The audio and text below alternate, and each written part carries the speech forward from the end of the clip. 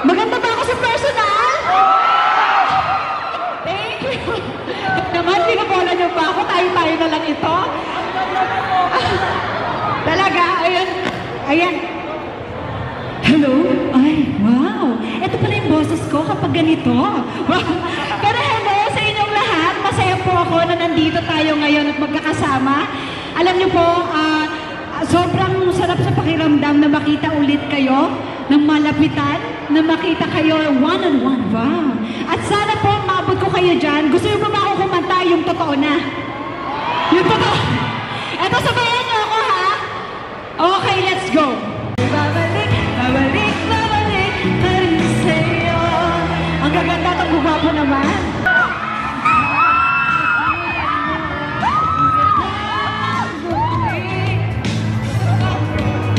Thank you, thank you.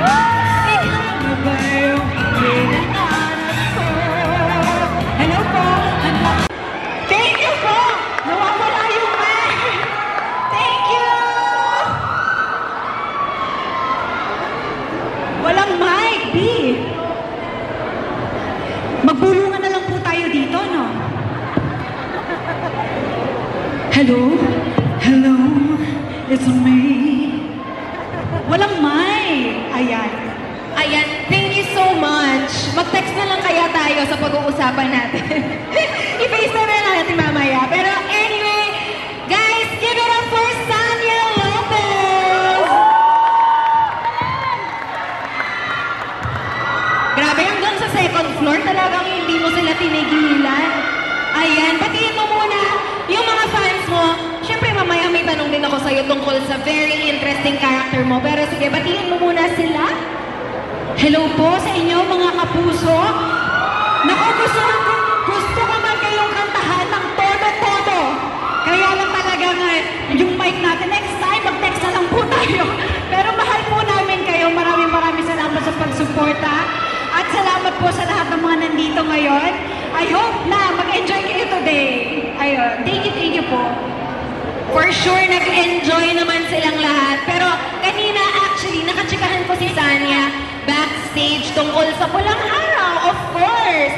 At syempre, tanungin muna natin si Sanya. So, ito ba yung first time mong gumanap sa isang historical drama character? Pero syempre, alam namin, ikaw din ang isa sa mga Sangre. How different is it? Kasi syempre, yung Sangre parang Philippine, kwentong Pinoy din, may mga diwata, ganyan. Pero ito naman, bilang isang vaudeville performer, kamusta naman ang experience? Ako sobrang saya ko, no, na nabigyan ako ng pagkakataon na talagang maging parte ng isang napakagandang teleserye. Oo nga. Itong historical drama na gagawin natin ngayon at ipapakita sa ating mga manonood ng Pulang Araw na talaga naman ang lala ng mga ginagawa namin dito. Ipapakita natin dito kung gaano kahalaga yung mga Pilipino noong World War II, di ba? Oo nga. So yun naman ang gagampanan mo. Anong difference nito sa pagganap syempre bilang diwata na palaban? Anong jump naman ang ginawa mo dito sa role mo sa Pulang Araw? Alam mo dito kasi sa Pulang Araw, difference kasi dito sa mga ginawa ko sa Encantadia, ko doon diwata, sa Urduha, princess din ako. Yes. Ito naman ngayon yung Pulang Araw kung saan ang katapangan, lumalaban ako na hindi lang gamit ang sandata, kundi ang utak at puso. So yun yung makikita natin dito sa Pulang Araw. Excited na nga kami kasi na-mention din dito Sanya na nagpo-perform ka sa vaudeville. So vaudeville, mo naman kung ano ang vaudeville? Okay, ang vaudeville, sila yung nag-e-entertain. Sila yung parang artista nung panahon ng Hapon. Oo. So, Nung World War II, sila yung nag-e-entertain sa mga Pilipino. Ngayon, nung dumating na yung World War II, sila pa rin yung nandun para... Actually, nakikipaglaban sila ng para sa mga Pilipinong umaasa na mapasaya sila nung panahon na yun. Yes, correct. So parang ganito, medyo nakaka-relate ka pala kasi syempre ngayon, ginagawa mo rin yun bilang artista. And speaking of rising to fame, since ang gusto nga ng karakter mo dito is maging bituin ng vaudeville. So ito naman, since na-experience mo rin yung pag-artista, pag-rise to fame, ano naman yung pinaka-important life lesson na siguro natutunan mo throughout your career dahil ang dami mo nang nagampan ng roles, ang dami mo nang nagawa bilang artista, most important lesson? Siguro most important lesson, kahit na gaano ka pa ka-successful, kahit gaano ka pa day. Kailangan nating maging humble, kailangan nating balikan yung mga taong tumulong sa atin nung panahon na walang naniniwala sa atin. Tama. Andito sila, I believe. Yung Yes. mga pinakaunang supporters mo. Yes, yung mga supporters ko, Sanyo Warriors, sa lahat po ng mga sumusuporta sa akin, mahal na mahal ko po kayo. Mapasanyo Warriors at sa iba't ibang mga fan club. Maraming salamat po sa suporta ninyo. Ayan, thank you so much sa pagpunta, of course, sa pagsuporta kay Sanya. And ngayon, balik naman tayo sa character mo. Ikaw dito si Teresita, di ba? Yes. Sa serye. So I'm sure there's a lot of experiences na naranasan mo na sa ilang buwan yung nagte-taping ng Pulang Araw. Pero siguro, ano yung pinaka-memorable experience mo habang nagte-taping nitong Pulang Araw? Most memorable experience ko, alam niyo, ayoko sabihin kasi baka ma-preempt agad, pero sabi ko na to sa interview, oo, yung alat B. Ay, just pero hindi. Pero ang most memorable experience siya kasi sobrang hirap nung ginagawa namin yung bawat eksena.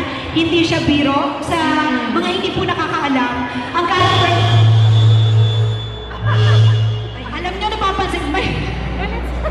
Ayan, medyo... Sanay lang mo, nagka-problema. Pero I think... Okay, medyo may ground lang. Pero naririnig pa ba ang mic mo, Sanya? Hello? Ayan. Ayun. Yan balikan Okay. natin. Ako po dito si Teresita Morena Borromeo. Isa po akong anak ng mayaman. Nakita Anak naman ng natin mayaman? kanina. Maniniwala ba kayo anak ng mayaman ito? Kanina sa teaser, nakita nila na naka-pearls ka, ganyan. Yes. Super curl ang hair. Yes, Ayan. oo. Doon pala makikita kung gaano ka kayaman. Depende sa kulot ng buhok ng panahon na yun. Totoo yun? Ba't ka talaga? Oo, kasi marami silang time, may tagagawa ng buhok nila. At ito pa yun, so anak siya ng mayaman, na darating yung panahon na magiging comfort woman ka siya. Comfort woman ang ganap. Kaya naging kanina mula sa mga kulot at sa mga pearls, ganito na ang itsura ni Teresita. Ayan, so sobrang excited na kaming mapanood ka sa Pulang Araw. Pero sige, magpahinga ka muna dyan sa likod, Sanya.